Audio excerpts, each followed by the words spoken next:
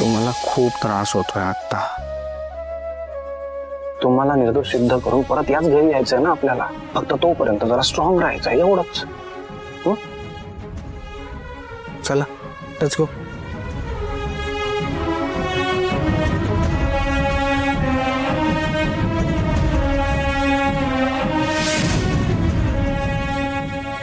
Devansh,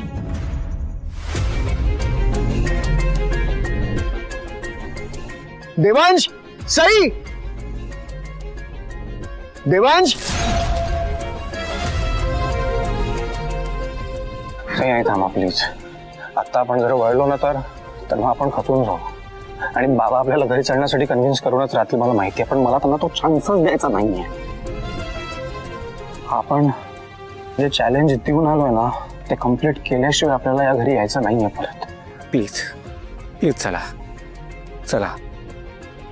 Devansh sir, Devansh sir, थांबा थांबा ना सर. काका सावकाश सावकाश.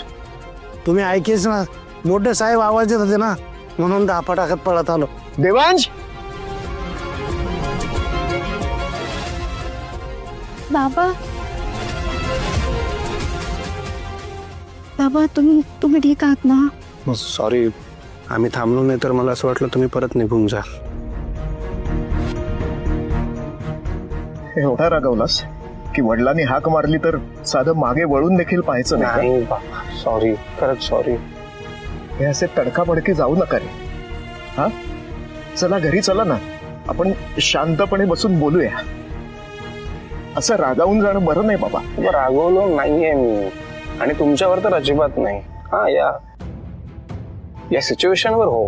अरे पण तुम्ही दोघ जण गेलात तर घरातला आनंदच निघून जाईल ना.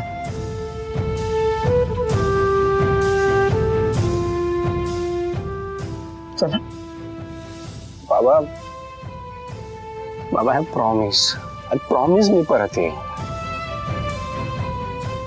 आणि सगळं ठीक करायसाठीच तर जातोय ना आम्ही. हो ना, मग हे सगळं घरी राहूनही जमेल की करायला. तू चल ना. हे बघ, मी ओमीशी बोलतो, मी त्याची समजूत काढतो. पण प्रश्न फक्त ओमीचा नाहीये ना आता. अंजलीला शब्द दिला ना मी की जर ती खरी ठरली तर सईंना हे घर सोडून जावं लागेल. आता खोटेपणा करून का होईना, पण तिने तिची बाजू तर क्लिअर केली आहे ना बाबा. आणि खरं सांगू का, मला असं वाटतं की आम्ही जातोय ते बरंच आहे. हा, म्हणजे ऍटलिस्ट अंजलीची रोजची भांडणं करणं तर बंद होतील ना घरी. जरा शांतता राहील. पहिल्यापासून हट्टी आहे.